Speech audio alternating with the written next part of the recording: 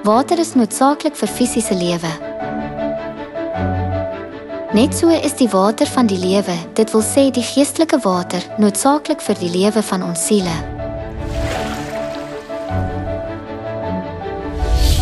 Wie sal ons dan die water van die lewe gee in hierdie tydperk? Die Bybel profeteer dat die Gees en die bruid die water van die lewe sal gee.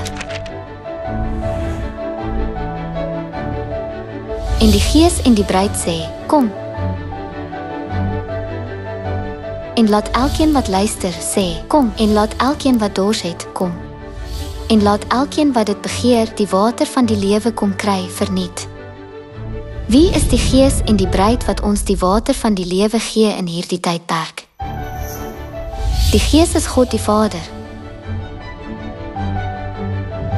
Wie is die bruid wat met die Gees verskyn en vir ons die water van die lewe gee?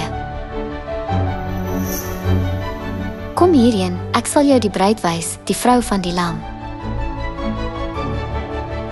En aan my die heilige stad Jerusalem gewys wat van God uit die hemel.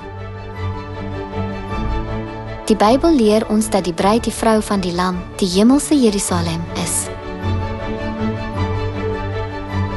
Wie verteenwoordig die hemelse Jerusalem? Maar die Jerusalem daarbo is vry, sy is ons moeder. Hemelse Jerusalem is ons moeder.